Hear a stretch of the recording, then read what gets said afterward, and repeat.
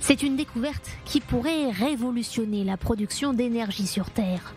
Sur ces images, le laboratoire de Livermore en Californie. 192 lasers pointent vers une seule cible. Exposés à une température de 150 millions de degrés, les atomes d'hydrogène placés dans cette minuscule capsule fusionnent.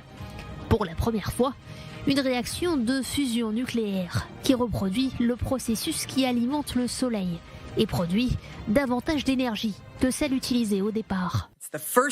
C'est la première fois que cela a été réalisé dans un laboratoire, où que ce soit dans le monde. C'est l'un des exploits scientifiques les plus impressionnants du XXIe siècle. Cette nouvelle percée nous rapproche considérablement de la possibilité de créer une énergie de fusion abondante, sans carbone, qui alimenterait notre société. Si nous parvenons à faire progresser l'énergie de fusion, nous pourrons l'utiliser pour produire de l'électricité propre, des carburants pour le transport, alimenter les industries lourdes et bien plus encore.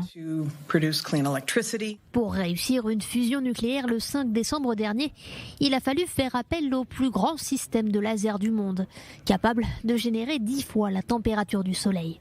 Grâce aux conditions de chaleur et de pression extrêmes, les atomes d'hydrogène fusionnent pour former de l'hélium, produisant alors une immense quantité d'énergie. Pas de risque d'accident nucléaire, pas de gaz à effet de serre généré, contrairement aux centrales à charbon ou à gaz. Un potentiel immense, même si de nombreuses améliorations technologiques sont encore requises. D'autres projets de fusion nucléaire sont aujourd'hui en développement. Parmi eux, le projet international ITER, actuellement en construction en France, dans les Bouches-du-Rhône. Au lieu de laser, il utilisera la technique de confinement magnétique. Des atomes d'hydrogène chauffés dans un immense réacteur et confinés à l'aide d'aimants.